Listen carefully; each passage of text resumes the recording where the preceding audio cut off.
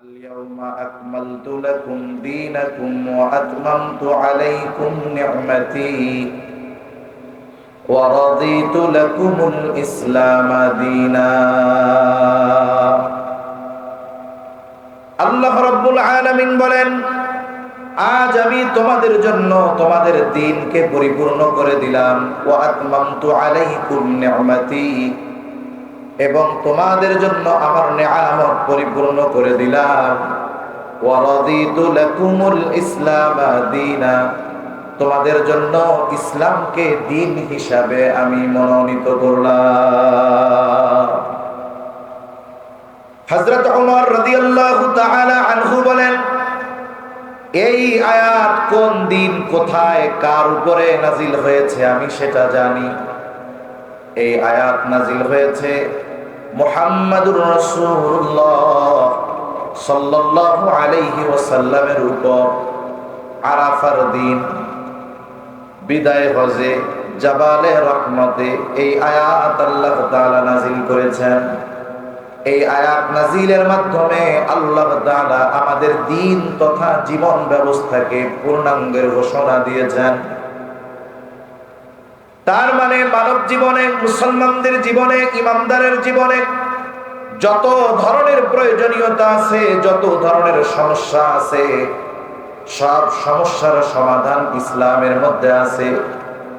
একজন মানুষ কিভাবে তার ব্যক্তিগত জীবন পরিচালনা করবে, কিভাবে তার রাজনৈতিক জীবন পরিচালনা করবে, কিভাবে পারিবারিক জীবন পরিচালনা করবে, কিভাবে তার ব্যবসা পরিচালনা করবে, কিভাবে মানুষের সাথে আচার আচরণ করবে, কিভাবে আত্মীয় স্বজনের সাথে সে চলবে, কিভাবে পাড়া প্রতিবেশীর সাথে সে চলবে, কোন পদ্ধতিতে সে ব্যবসা করবে, কিভাবে তার অর্থনৈতিক জীবন পরিচালনা করবে, জবান খুলে বলেন তো সব কিছুর সমাধান ইসলামে আছে না?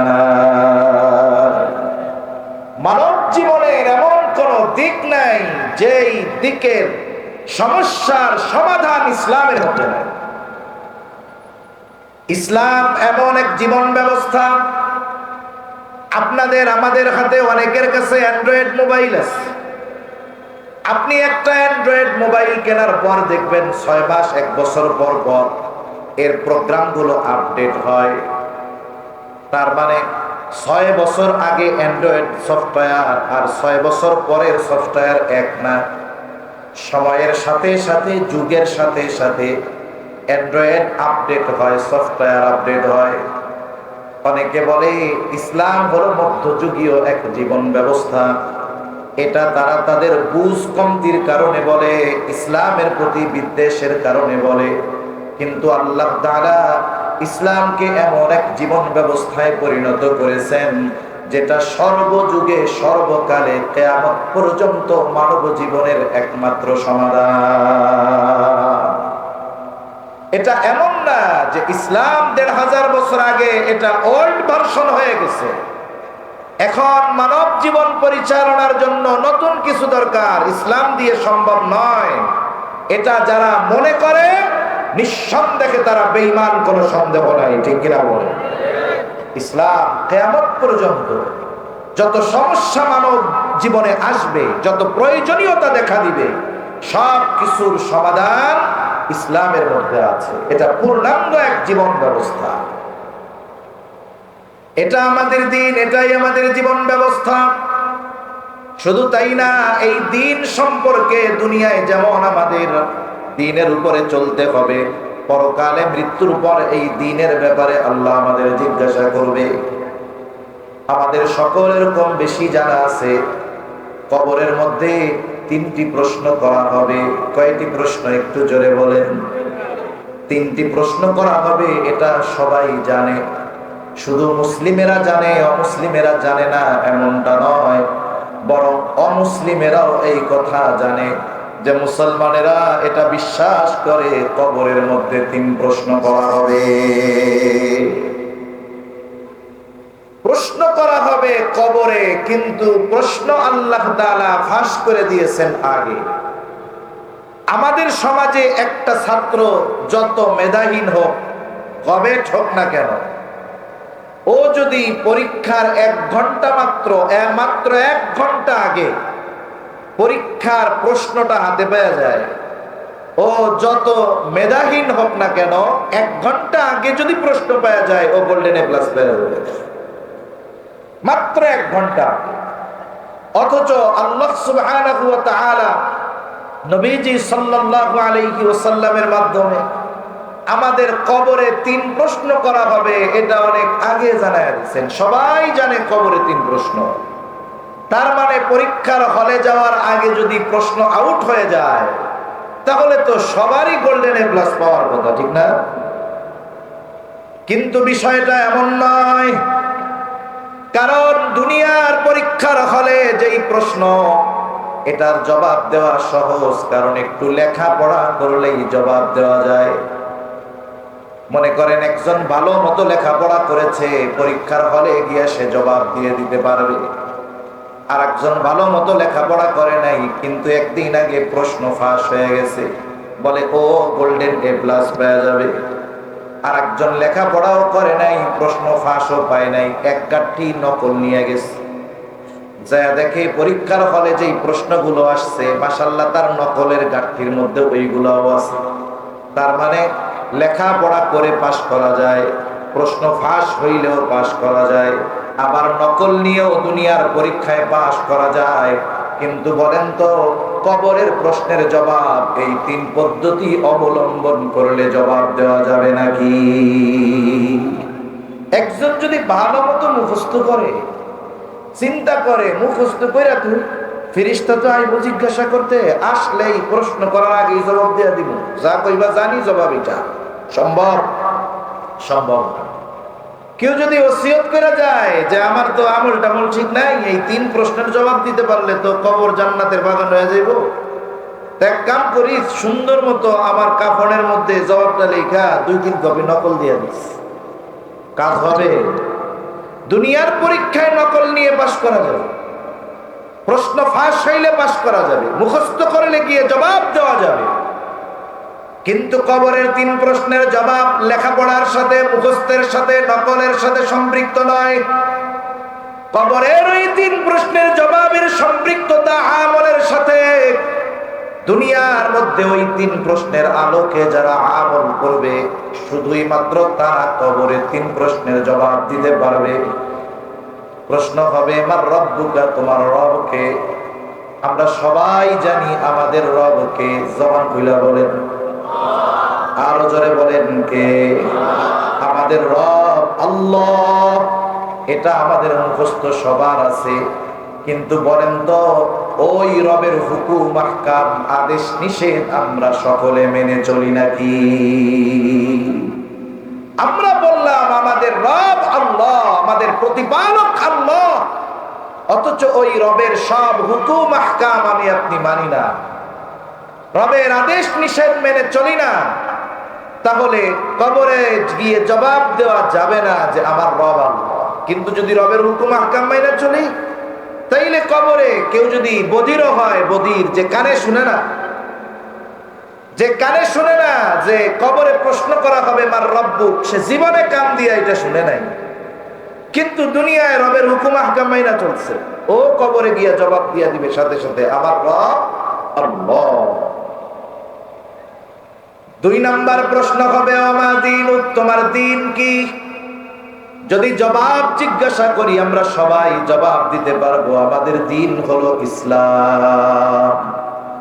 আমাদের দিন কি? জবান খুলে বলেন, আরো জোরে বলেন, আমাদের দিন কি? কিন্তু খোঁজ নিয়ে দেখা যাবে আমার ব্যক্তিগত জীবনে ইসলাম নাই, পারিবারিক জীবনে ইসলাম নাই, অর্থনৈতিক জীবনে ইসলাম নাই, কোথাও ইসলাম নাই, অথচ আমি বলি আমার জীবন ব্যবস্থার নাম হলো ইসলাম। এজন্য আমার জীবনকে ইসলামের সাথে সম্পৃক্ত করতে হবে। আমাদের কিছু ভাই আছে, এনাদের উসুলটা হলো এরকম যে ইসলাম মানবো কখন? বলে রাষ্ট্রীয় ক্ষমতায় যাব যখন। আছে না কিছু ভাই? দাড়ি ছাটা রাখছে, ভাই দাড়িটা লম্বা রাখে, রাখ মনে ভাই কোন সময়? কয় ইসলাম প্রতিষ্ঠা হোক। সুন্নতি লেবাস পরেন না ভাই, কয় পড়মুনে। কোন সময়? কয় ইসলাম রাষ্ট্রীয়ভাবে প্রতিষ্ঠা হোক।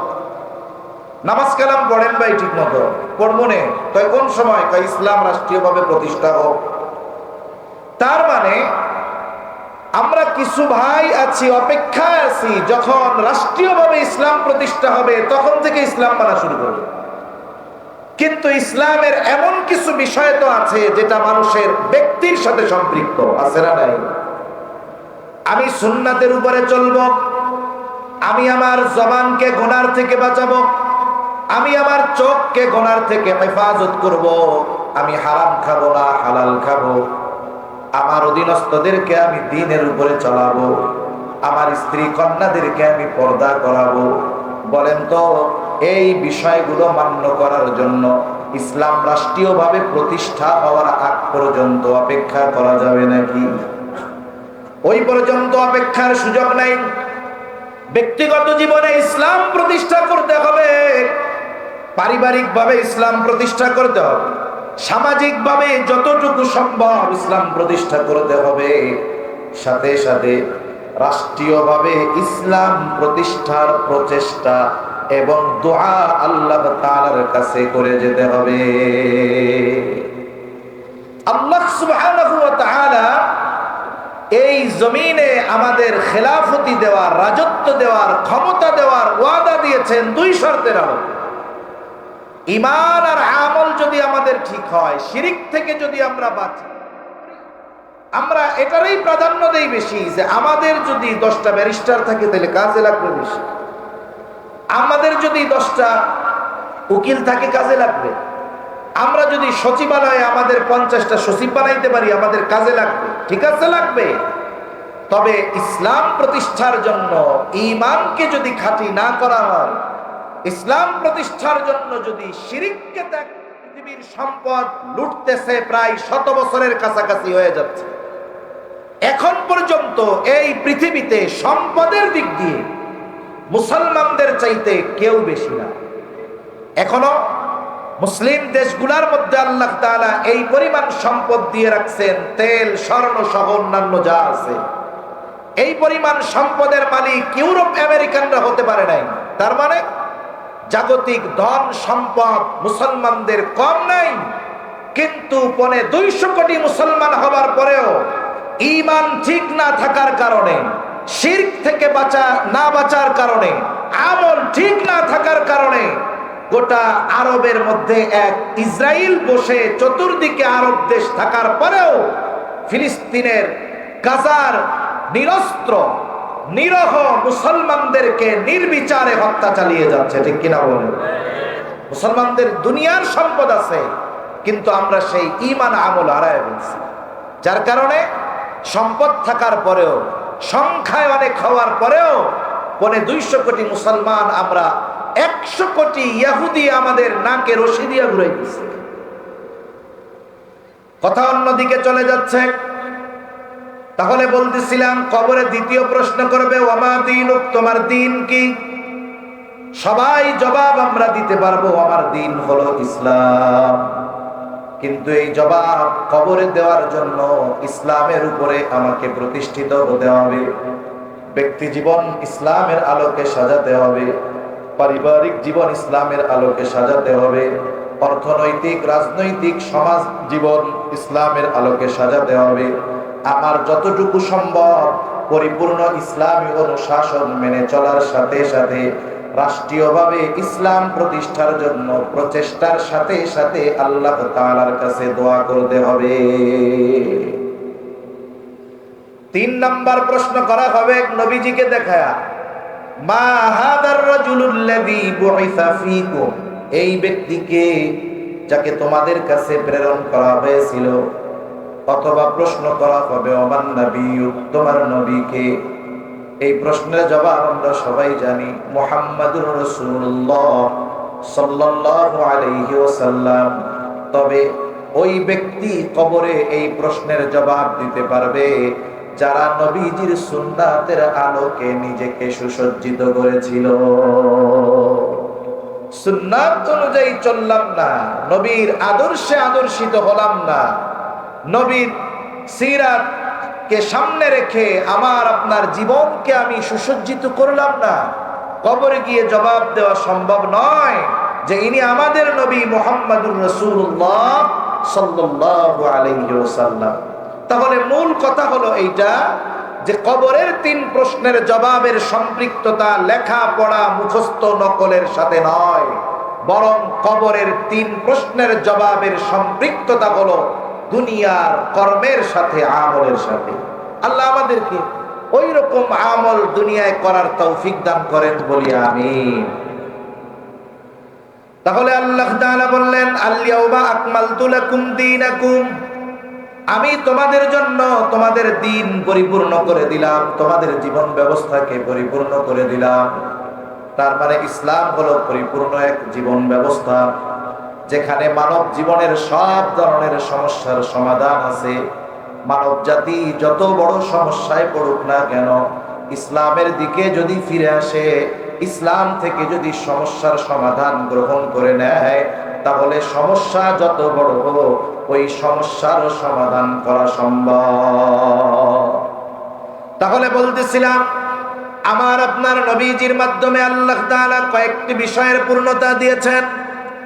1 নাম্বার, আল্লাহ রাব্বুল আলামিন দ্বীন পরিপূর্ণ করে দিয়েছেন, শরীয়তের পরিপূর্ণতা প্রদান করেছেন। আমার আপনার নবীজির আগে কারো মাধ্যমে আল্লাহ তাআলা এই শরীয়তের পূর্ণতার ঘোষণা দেন নাই। শরীয়তের পূর্ণতার ঘোষণার পরপরই আল্লাহ তাআলা বলেন, ওয়া আতমামতু আলাইকুম নি'মাতি। আল্লাহ তাআলা বলেন, আমি তোমাদের জন্য আমার নিয়ামত পূর্ণ করে দিলাম। শরীয়ত পূর্ণতার সাথে সাথে নিয়ামতের পূর্ণতার ঘোষণা আল্লাহ তাআলা দিয়েছেন। শরীয়ত পূর্ণতার সাথে সাথে নিয়ামতের পূর্ণতার ঘোষণা দিয়েছেন। শরীয়তের সাথে নিয়ামতের সম্পৃক্ততা কি? বুজুর্গানে দিন বলেন, শরীয়তের পূর্ণতার ঘোষণা দেওয়ার সাথে সাথে নিয়ামতের পূর্ণতার ঘোষণা দেওয়ার কারণ হলো, যেখানে যতটুকু শরীয়ত, ওই জায়গায় আল্লাহ তাআলার পক্ষ থেকে ততটুকু নিয়ামত হবে। যেখানেই পরিপূর্ণ শরীয়ত, ওই জায়গায় আল্লাহ তাআলার পক্ষ থেকে পরিপূর্ণ নিয়ামত, ওই এলাকার মানুষ তারা পরিপূর্ণ নিয়ামত ভক্ষণ করতে পারবে। তাহলে আল্লাহ তাআলার পক্ষ থেকে পরিপূর্ণ নিয়ামত পাবার শর্ত হলো পরিপূর্ণ শরীয়তের অনুশাসন মেনে চলা। যেখানেই শরীয়ত, সেখানেই আল্লাহর পক্ষ থেকে নিয়ামত। মানব জীবনে আমাদের এমন একটি মুহূর্ত অতিবাহিত হয় না যেই মুহূর্তে আমরা আল্লাহ তাআলার নিয়ামত বিহীন অতিবাহিত করি। এমন কোন মুহূর্ত আমাদের থেকে অতিবাহিত হয় না।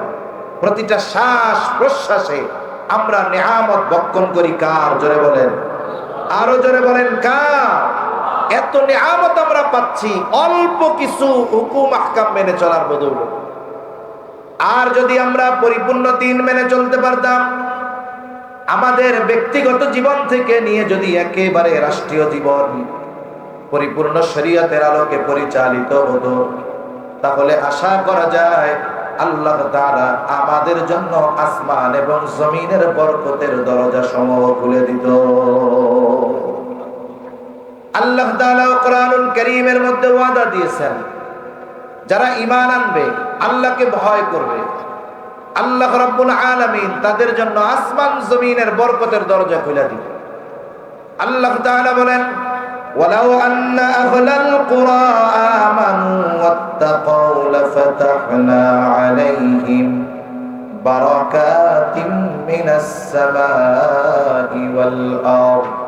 আল্লাহ তাআলা বলেন, জনপদের অধিবাসীরা যদি ঈমান আনে আর মুত্তাকি হয়ে যায়, লাফাতাহনা আলাইহিম বারাকাতিম মিনাস সামাই ওয়াল আরদ, তাহলে অবশ্যই আমি তাদের জন্য আসমান এবং জমিনের বরকতের দরজা সমূহ খুলে দিব।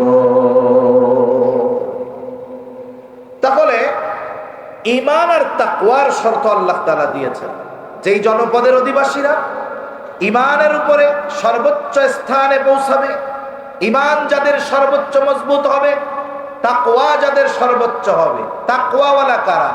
যারা আল্লাহ তাআলার আদেশ সমূহ মেনে চলে, নিষেধ সমূহ থেকে বেঁচে থাকে, ওরাই তো মুত্তাকি। তার মানে ঈমানের সাথে সাথে যারা সর্বোচ্চ পরিমাণে আল্লাহ তাআলার বিধিবিধান মেনে চলবে, আল্লাহ তাআলা তাদের জন্য আসমান জমিনের বরকতের দরজা খুলে দিবে। সুবহানাল্লাহ। এখন এর উপমা দিতে গিয়ে আমরা 1500-2000 বছর আগে যাওয়ার দরকার নেই। আমরা একেবারে নিকট অতীতের থেকে একটা উপমা নেই। এই পৃথিবীতে একটা দেশ আছে আমেরিকা, তার ন্যাটো জোট সহ যেই দেশে প্রায় 2 যুগের কাছাকাছি ধ্বংসলীলা চালিয়েছে, এমন একটা দিন অতিবাহিত হয় নাই যেই দেশে আমেরিকা আর তার জোট মিলে বোমা হামলা করে নাই। বলেন তো সেই দেশটার নাম কি? আফগানিস্তান। 22 বছরের উপরে একেবারে টানা তাদের উপরে প্রতিদিন বোমা হামলা চলেছে কোথাও না কোথাও। একসাথে এই পৃথিবীর সর্বোচ্চ শক্তিধর দেশগুলা 22 বছর তাদের উপরে আক্রমণ চালানোর পরেও তাদেরকে ধ্বংস করে দিতে পারে নাই, নিশ্চিহ্ন করে দিতে পারে নাই। 2 দশক বা 2 যুগ পর যখন তারা হিসাব নিকাশের খাতা খুলে বসছে, হিসাব করে দেখলো এতদিন তাদের চেষ্টা এটা পুরাই বিফল, কোনো লাভ হয় নাই। এখন তারা চিন্তা করলো এখানে আর থাকা যাবে না। একটা সময় নিজেদের অবস্থা বুঝতে পেরে ওই দেশ ছেড়ে তারা রাতের আধারে পালিয়ে চলে গেল। মূলত পালায়া চলে গেছে, এটা হলো মূল কথা।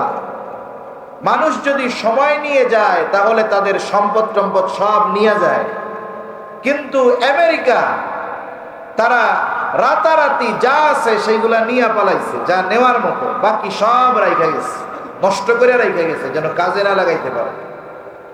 ওরা যাওয়ার সময় কি করছে বলে, ওই 22 বছর আগে যাদের থেকে অন্যায়ভাবে ক্ষমতা কেড়ে নিয়েছিল আবার তাদের হাতেই ক্ষমতা দিয়ে গেছে।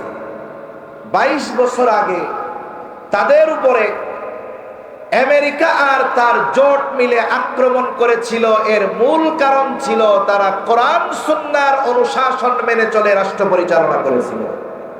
এটাই ছিল তাদের মূল অপরাধ, আর কিছু না।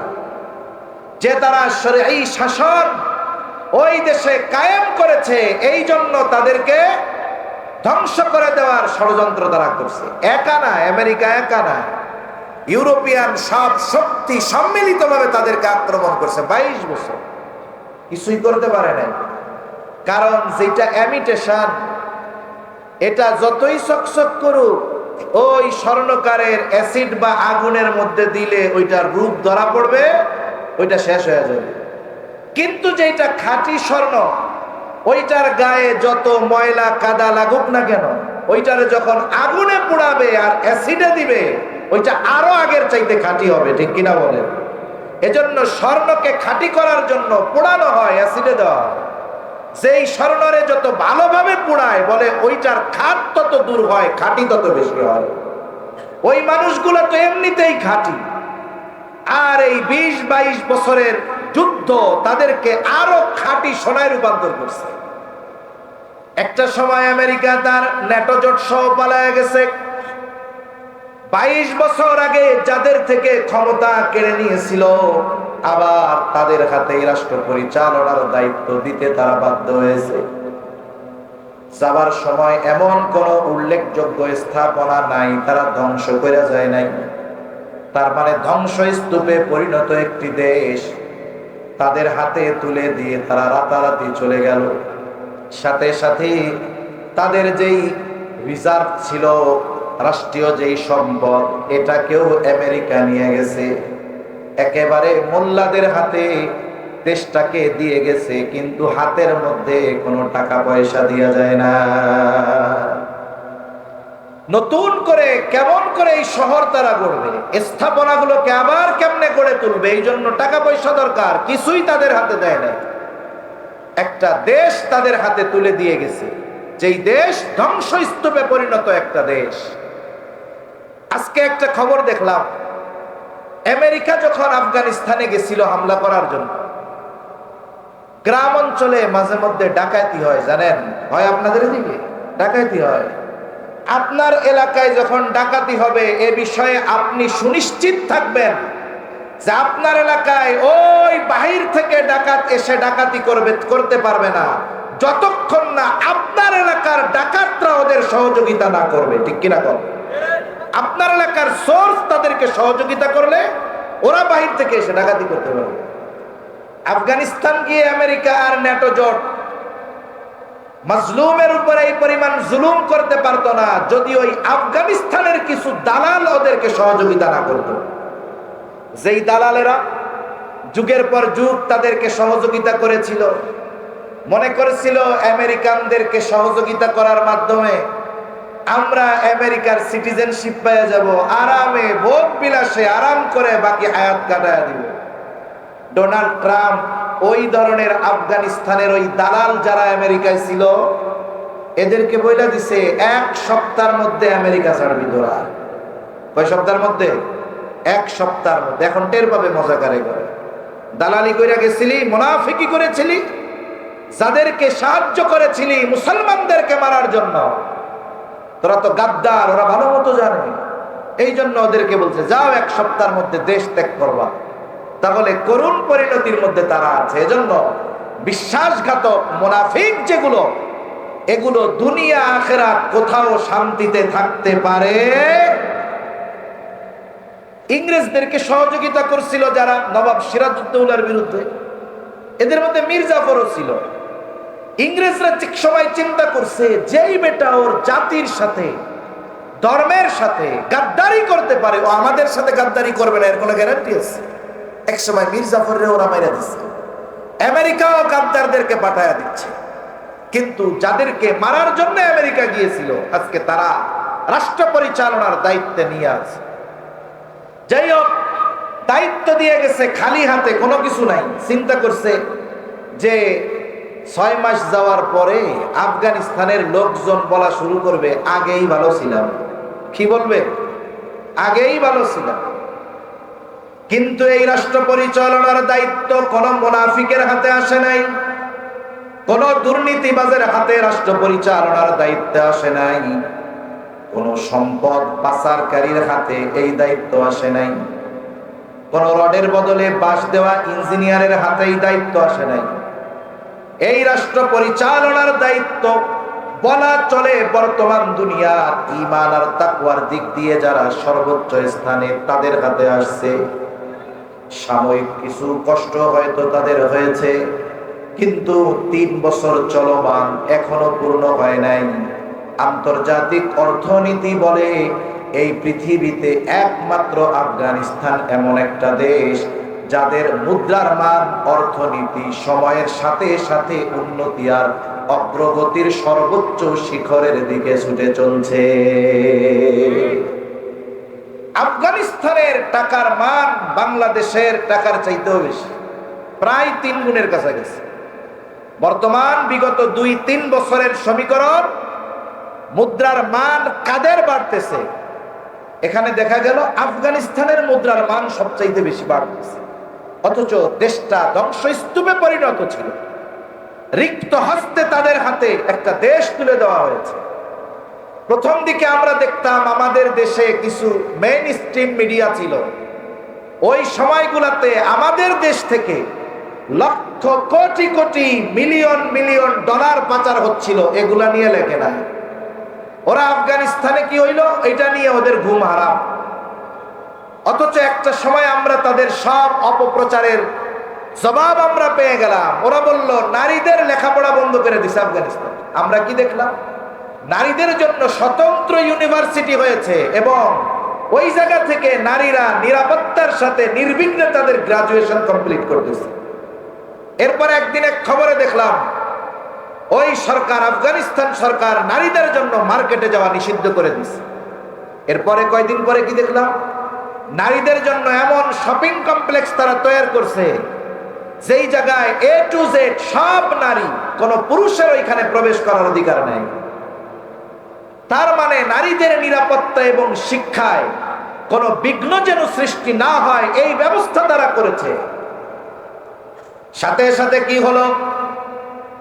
আল্লাহ সুবহানাহু ওয়া তাআলা তাদেরকে কত নেয়ামত দিলেন, তারা তেলের খনি পেয়ে গেছে, তেলের খনি। আমেরিকা ইউরোপ চিন্তা করছে উত্তোলনের জন্য আমাদের প্রযুক্তি প্রয়োজন হবে, কিন্তু দেখা গেল মোল্লারা নিজেরাই আবিষ্কার করলো কেমনে দেশীয় পদ্ধতিতে তেল উত্তোলন করা যায়। আমাদের দেশের মানুষের ঘুম হারাম, সাংবাদিকদের ঘুম হারাম, ওই দেশ শেষ হয়ে গেল। কিন্তু আমরা দেখলাম পৃথিবীর সর্বাধুনিক প্রযুক্তি সম্পন্ন গাড়ি তারা আবিষ্কার করতেছে। মরুভূমির মধ্য দিয়ে তারা কৃত্রিম খাল নিচ্ছে চাষাবাদের জন্য, কৃষিকাজের জন্য। তাদেরকে অপবাদ দেওয়া হইতো যে আফিম চাষ করে তারা। আফিম, এই আফিম শুধু মাদক না, এটা দিয়ে অনেক ওষুধ বানানো হয়, হোমিওপ্যাথির অনেক দামি দামি ওষুধ বানানো হয়। এরপরেও তাদের বিরুদ্ধে যেন অপপ্রচার না করতে পারে, তারা আফিম চাষ নিষিদ্ধ করে দিচ্ছে। এরপরে কি হলো, তাদের তত্ত্বাবধানে তাদের দেশে অনুমতি নিয়ে মানুষে ফল চাষ করে জুস বানানো শুরু করছে। আমাদের দেশেও আছে জুস, শেফানা সাফা জুস। এই জুসগুলার সবচাইতে বড় ক্রেতা হলো আমেরিকা। অথচ আমেরিকা জানে যে মোল্লারা যেমন হোক এদের পণ্যে কেউ খাদ্যে কেউ ভেজাল দিতে পারবে না, তাইলে সাইজ করে দিবে, কল্লা ফালায়া দিবে। এই জন্য ন্যাচারাল জুসগুলোর সবচাইতে বড় ক্রেতা হলো আমেরিকা। বাংলাদেশে অনেক দোকানে পাওয়া যায়, অনেক দাম দিয়ে জিনিসগুলো কেনা লাগে। এরপরে আল্লাহ তাআলা তাদের অর্থনীতিকে সমৃদ্ধি দান করলেন, তাদের চাষাবাদের মধ্যে উন্নতি হচ্ছে। এই জন্য আল্লাহ তাআলার সেই ওয়াদা যে ঈমান আনো, মুত্তাকি হয়ে যাও, আসমান আর জমিনের বরকতের দরজা সমূহ খুলে দিব। এই আয়াতের আলোকে যদি সবচাইতে বড় উপমা হয়, এই 21 শতাব্দীতে এর সবচাইতে বড় উদাহরণ হলো আফগানিস্তান। সময়ের সাথে সাথে তাদের উন্নতি বাড়ছে। বরং আজকে তাদের প্রেসিডেন্ট আজকে এক ঘোষণায় দেখলাম, এটা জানায় দিছে এখন থেকে সব প্রদেশে যারা দায়িত্বে আছে গভর্নর, তাদেরকে নির্দেশ দিয়ে দেওয়া হয়েছে যে গোটা রাষ্ট্রে শরীয় আইন মেনে বিচার কার্য পরিচালনা হবে। এবং আমেরিকাকে তারা জবাব দিয়ে দিয়েছে, আমাদের রাষ্ট্র আমরা কিভাবে পরিচালনা করি সেটা আমাদের বিষয়, আমাদের রাষ্ট্রীয় কোনো বিষয়ে হস্তক্ষেপ করার অধিকার কারো নাই। এইরকম ভাবে গোটা পৃথিবীর সুপ্রিম পাওয়ারের অধিকারী যারা, চোখের সাথে চোখ রাঙিয়ে কথা বলার জন্য ঈমানের মতো পাওয়ার দরকার হয়, ঠিক কিনা বলেন? এখন তারা নিশ্চিত যে ইনশাআল্লাহ আমাদেরকে পদদলিত করার ক্ষমতা ওদের নাই। এজন্য আমেরিকাও রাগ হইয়া কইছে যেগুলা আসলে আফগানিস্তানের সম্পর্ক নাই। তা সম্মানিত উপস্থিতি, বলতেছিলাম যে আল্লাহ তাআলা শরীয়ত পূর্ণতার সাথে সাথে নেয়ামত পূর্ণতার ঘোষণা দিয়েছেন। আফগানিস্তানে শরীয়ত মেনে চলার চেষ্টা যত বেশি তারা করতেছে, আল্লাহ তাআলা তাদেরকে নেয়ামত তত বেশি দান করতেছে, ঠিক কিনা বলেন? ইনশাআল্লাহ এ ধারাবাহিকতা যদি চলতে থাকে, একটা সময় গোটা পৃথিবীর অন্যতম পরাশক্তিতে তারা পরিণত হবে। তাহলে আমার আপনার নবীর মাধ্যমে 1 নাম্বার আল্লাহ তাআলা পূর্ণতা দিয়েছেন শরীয়তের, 2 নাম্বার পূর্ণতা আল্লাহ তাআলা দিয়েছেন নেয়ামতের, 3 নাম্বার আল্লাহ তাআলা পূর্ণতা দিয়েছেন নবুয়তের। আমার আপনার নবীর মাধ্যমে আল্লাহ তাআলা নবুয়তের পূর্ণতার ঘোষণা দিয়েছেন। আমার আপনার নবী শেষ নবী, এ ব্যাপারে কোনো সন্দেহ নেই। খতমে নবুয়াত, আমার আপনার নবী যে শেষ নবী, খতমে নবুয়াতের বিরুদ্ধাচরণ করার কোনো সুযোগ নাই। বরং যারা খতমে নবুয়াতকে অস্বীকার করে, আমার আপনার নবীকে শেষ নবী মানে না, নিঃসন্দেহে তারা বেঈমান কাফের, এ ব্যাপারে কোনো সন্দেহ নাই। খতমে নবুয়াতের উপরে বারবার আঘাত আসছে, কিন্তু ইমানদার নবী প্রেমীরা এই আঘাতগুলোর প্রতিহত করার জন্য সর্বদা ঈমানী শক্তিতে বলিয়ান হয়ে আছে, ঠিক কিনা বলেন?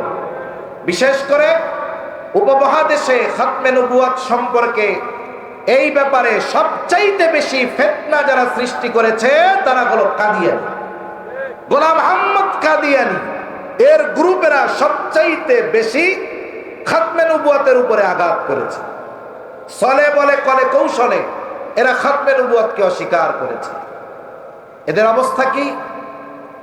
গোলাম মোহাম্মদ কাদিয়ানির বাড়ি হলো কাদিয়ান, আর তাদের হেডকোয়ার্টার হলো লন্ডনে। সারা পৃথিবীতে জার্মানির মতো জায়গা যেখানে ইসলামী কনফারেন্স করা খুব কঠিন, সেখানে রাষ্ট্রীয় প্রটোকলে বিশাল বিশাল ইজতেমা করে এই কাদিয়ানিরা। ইউরোপের যতগুলো দেশ আছে সাধারণ মুসলিমদের জন্য চলাফেরা কঠিন, কিন্তু কাদিয়ানিরা খুব নিরাপত্তার সাথে ওই সব জায়গায় চলাফেরা করতে পারে। কেন?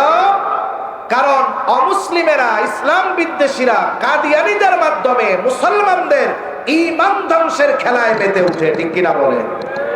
এজন্য তাদের পরিচয় ক্লিয়ার হওয়া দরকার। আমাদের উলামায়ে কেরাম ডাক দেন খতমে নবুয়তের আন্দোলনে যে আমার আপনার নবী শেষ নবী, আমার আপনার নবীর পরে কোনো নবী নাই। এটা অস্বীকার করলে ঈমান থাকবে না। কারণ খতমে নবুয়তের সবচাইতে বড় দলিল হলো কোরআন, ঠিক কিনা বলেন? আল্লাহ রাব্বুল আলামিন কোরআনের মধ্যে ঘোষণা দিয়েছেন, মা কানা মুহাম্মাদুন আবা আহাদিম মির রিজালিকুম ওয়ালাকিন রাসূলুল্লাহি ওয়া খাতামান নাবিয়্যিন।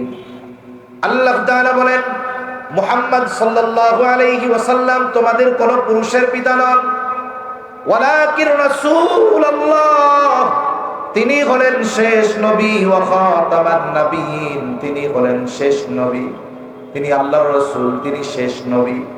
নবীজি সাল্লাল্লাহু আলাইহি ওয়াসাল্লাম বলেন, আনা খাতামুন নাবিয়্যিন লা নাবিয়্যা বাদি, আমি শেষ নবী, আমার পরে আর কোন নবী নাই।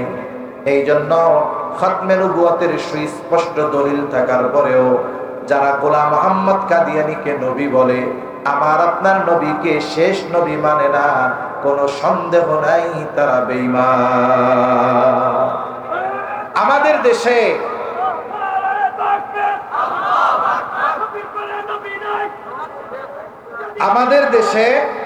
আমাদের দেশে খ্রিস্টান মিশনারি এবং কাদিয়ানি, মনে রাখবেন এরা হলো এক মায়ের পেটে দুই ভাই। খ্রিস্টান মিশনারি আর কাদিয়ানি এক মায়ের পেটে কি দুই ভাই। এরাও অনেক প্রত্যন্ত অঞ্চলে খ্রিস্টান মিশনারি যারা, এরাও আমার আপনার নবীকে শেষ নবী বলে মানে না, এরা ঈসা আলাইহিস সালামকে শেষ নবী বলে অভিহিত করাতে চায়। সরল মানা মুসলমানদের কাছে গিয়ে ওরা বলে, এই মিয়া শোনো, কিয়ামতের আগে ঈসা আলাইহিস সালাম দুনিয়ায় আসবে, মানো? স্বাভাবিকভাবে ঈসা আলাইহিস সালাম তো আবার আসবে, কিন্তু ওনার মূল আগমন দুনিয়াতে ঘটে গেছে। আল্লাহ আসমানে উঠায় নিছে, আবার কিয়ামতের আগে ঈসা আলাইহিস সালামকে আল্লাহ দুনিয়ায় পাঠাবে। আগমনের দিক দিয়ে ওনার আগমন নবীজির আগে হয়ে গেছে। নবীজি আসার মাধ্যমে নতুন করে কোন নবী আসার আর সুযোগ নাই, এটা বন্ধ হয়ে গেছে। ঈসা আলাইহিস সালাম যে আসবে, এটা কি তার নতুন আগমন নাকি পুনরায় আগমন? তার তো মূল আগমন নবীজির আগে হয়ে গেছে, এখন উনি আবার আসবেন। এই আশাটা নতুন করে আসা হবে না, এটা পুনরায় আগমন হবে, কিয়ামতের আগে উনি আসবে। এই কথাটা তো আমরা সবাই জানি। সরল মনা মুসলমানেরা বলবে, হ্যাঁ আসবে তো। তাইলে ঈসা আলাইহিস সালাম আসবে কি হইয়া জানো? ত্রাণকর্তা হয়ে আসবে। উনি আসবে, উনি আসার পরে ওনার উপরে যারা ঈমান আনবে, বিশ্বাস করবে, তারা তো মুসলিম, তারা হবে ঈসাই মুসলিম। আর আল্লাহর আযাব থেকে বাঁচার জন্য ঈসাই মুসলিম হওয়ার বিকল্প আর কোনো কিছু নাই।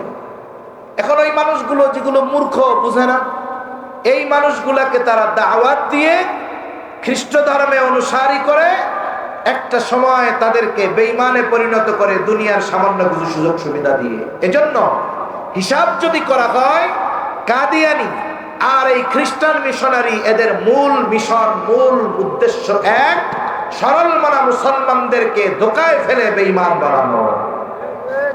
এখন বিষয় হলো, কাদিয়ানি অমুসলিম, খতমে নবুয়তকে অস্বীকার করলে সে অমুসলিম, কোনো সন্দেহ নেই। তাইলে আপনারা রাষ্ট্রীয়ভাবে তাদেরকে অমুসলিম ঘোষণার জন্য এত তৎপর কেন? তাহলে কি রাষ্ট্র যদি অমুসলিম ঘোষণা করে তাইলেই কি তারা অমুসলিম হবে? না হলে হবে না। বিষয়টা এমন নয়। রাষ্ট্র যদি তাদেরকে অমুসলিম ঘোষণা করে তাতেও অমুসলিম, ঘোষণা না করলেও অমুসলিম। তাহলে রাষ্ট্রের তাদেরকে অমুসলিম ঘোষণা করার কি দরকার? আমাদের সমাজে বিভিন্ন ধর্মের মানুষের সহ অবস্থান আছে না নাই? আছে। হিন্দু আছে, বৌদ্ধ আছে, খ্রিস্টান আছে। প্রত্যেকেই তার পরিচয় নিয়ে এই সমাজে বসবাস করে। একজন হিন্দু সে কখনো নিজেকে মুসলিম দাবি করে না, খ্রিস্টান সে কখনো নিজের মুসলিম দাবি করে না। কিন্তু কাদিয়ানীরা গোলাম আহমদ কাদিয়ানীকে নবী মানার মাধ্যমে, খাতমে নবুয়তকে অস্বীকার করার মাধ্যমে তারা যে বেঈমান কোনো সন্দেহ নাই। কিন্তু এই সমাজে কুফরি আকীদা, কুফরি বিশ্বাস লালন করে তারা সমাজের মানুষের কাছে নিজেদেরকে পরিচয় দেয় মুসলিম। মুসলিম পরিচয়ে সমাজে বসবাস করে। কারণ মুসলিম অমুসলিম কারো গায়ে লেখা থাকে না, এটা তার জাতীয় পরিচয় পত্রে থাকে। আমরা বলি এই দেশে প্রত্যেক ধর্মের মানুষ আছে, প্রত্যেক ধর্মের মানুষের সহ অবস্থান আছে, একই সাথে থাকে, একই বাজারে ব্যবসা করে, একই এলাকায় বসবাস করে, কোনো অসুবিধা নাই। রাষ্ট্রীয় সুযোগ সুবিধা গ্রহণ করে, কোনো অসুবিধা নাই। নাগরিক হিসাবে রাষ্ট্রীয় সুযোগ সুবিধা গ্রহণ করুক, কোনো সমস্যা নাই। তবে মুসলিম পরিচয়ে নয়, বরং তাদেরকে কাফের পরিচয়ে এই সুযোগ সুবিধা গ্রহণ করতে হবে। সমাজে বসবাস করুক, আমরা বলি না এই দেশ থেকে তাদেরকে দূর করে দেন, হত্যা করে ফেলেন, তাও বলি না। আমরা কি বলি? যে তারা যেহেতু কুফরি বিশ্বাস লালন করে, অন্তরে কুফরি বিশ্বাস লালন করে, মুখ দিয়ে যতই বলুক না কেন মুসলিম মুসলিম, আমরা কাজ হবে না। কিছু বিষয় আছে মুখ দিয়ে বলার মাধ্যমে ওইটার মৌলিক বিষয়ের পরিবর্তন কখনো হয় না। আমাদের এলাকায় একজন লোক আছে, দেখতে অনেক কালা, কিন্তু তার নাম হইল দলা মিয়া। দলা মানে বুঝেন তো? দলা মানে সাদা মিয়া। এখন সে তো দেখতে কালো, তার নাম যতই দলা মিয়া হোক না কেন, তার নাম দলা মিয়া হওয়ার কারণে তার চামড়া কি দলা হয়ে যাবে? অনেক জায়গায় অনেক সুন্দর মানুষ, তার নাম হলো কালামিয়া। সে দেখতে সুন্দর কিন্তু তার নাম দিয়া দিছে কালামিয়া। এখন কালামিয়া নাম হওয়ার কারণে মৌলিকভাবে সে কি কখনো কালো হয়ে যাবে? হবে না। অনুরূপ ভাবে খাতমে নবুয়তকে অস্বীকার করে যতই নিজেরা নিজেদেরকে মুসলমান পরিচয় দিক না কেন, এই মানুষগুলো প্রকৃত মুসলমান কখনো হতে পারবে না, যতক্ষণ না গোলাম আহমদ কাদিয়ানীকে ছেড়ে একনিষ্ঠভাবে জবানে অন্তরে ওই কালিমার স্বীকৃতি যতক্ষণ না দিবে, ততক্ষণ পর্যন্ত মুমিন মুসলমান হওয়ার কোনো সুযোগ তাদের নাই।